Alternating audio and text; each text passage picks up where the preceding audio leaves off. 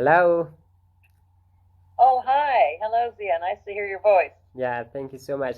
How are you doing? Doing well, thank you. Yeah, it's so great. So, what is your plan for today? Well, I'm going to get together with some friends and we're going to study some things together. So it'll be fun. Yeah, that's so great. As you might know, that today we are going to talk about a very important and repetitiously asked question, which is how to become fluent in English. And I think it's pretty life changing for a language learner, especially for those who want to learn a new language, like the one who wants to learn English. And today I thought that it's a very great topic to cover. And what do you think fluency really mean? I think fluency means comfort. You feel comfortable in the language, you feel comfortable talking with people in the language, and also you know enough vocabulary to build good sentences and you can communicate your thoughts and ideas with another person that speaks English. Yeah, sure. Okay, thank you so much. Uh, hmm. What is your strategy for becoming fluent in English? I think it's practicing with another English speaker, or even practicing with yourself in the mirror, reading Yeah, or talking out loud in English so that you hear how you're doing. And you can read sentences or you can make up dialogues or conversations and just read them out loud. And hopefully you can find someone else who will practice with you. But yeah, practice is the main thing. At least an hour a day, I think, would be good to practice English out loud. yeah, out loud. So, what is your suggestion for a person who is just started learning a new language? For example, so a friend of mine who just suggested me to just um, ask you something like, how can he practice and how can he make himself familiarize with a very brand new language, or how he can become fluent in English. This is because it is his first time learning a new language. Well, I think learning to build little sentences like, this is an apple, or open the door, hello, how are you? You know, little simple sentences that you will say over and over again. Or you can make up a little dialogue. Hello, my name is, and Yeah, then you go back and forth. How old are you? And where do you live? Things like that. Just build simple dialogues that you and your friend can practice together, or you can practice with yourself in front of the mirror. yeah. Okay, thank you so much. It's a very great help. And I think for a person who just started learning a new language, the most important thing here is to just practice with themselves. Yeah, because this is because most of the people, when they started learning a new language, they really do not have anybody else around. The best way to practice is to just practice with themselves, and that is, I think, a very good idea, isn't it?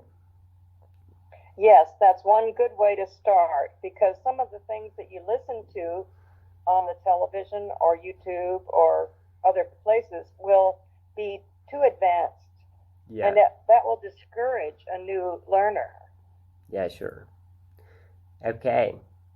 Yeah, I received another question from a friend of mine who just asked that uh, listening to TED Talks, what do you think of them? And are they effective for becoming fluent in English?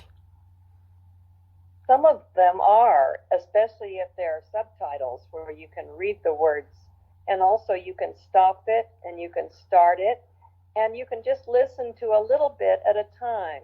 So you can practice just a little bit, and then try to say it after the person has said it, and Yeah, then go back and repeat it so that you listen to their proper pronunciation and also the pace of their sentences as they speak the words.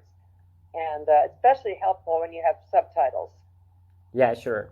Okay, some of those TED Talks, I've been noticing them that they are about various topics, and a lot of multifarious topics are covered there. For example, one of them is about astronomy, and the other one is about something else that has a lot of difficult words.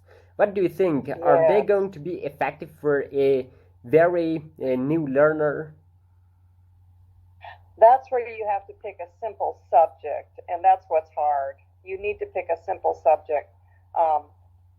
And so I guess you just look at the list of them, but you have to understand the list of the possible names. Oh, I found one, math TED Talks.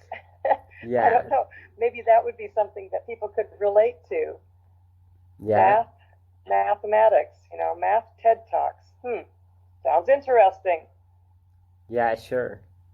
We could just try them. Some of them are only about 10 minutes long, and you can try it and see if that's something you understand or if you like the way the person talks. Sometimes they have things in the background, pictures of the words, so you can also see what they're talking about.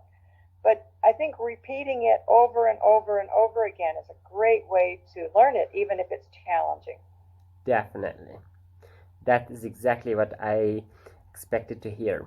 Okay, I just received a question from another friend who says that, what do you think? There are some TV series that they are also speaking very basically, and they have a lot of great basic words, especially for some new learners. What do you think about those movies?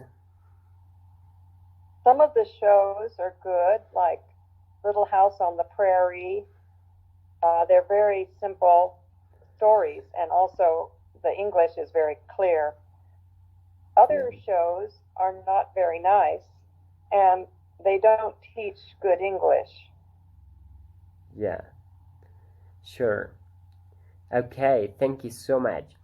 And okay, when a person wants to become fluent in a language, for example, consider English, and what he or she can really do every single day to just get good every single day, to get better every day.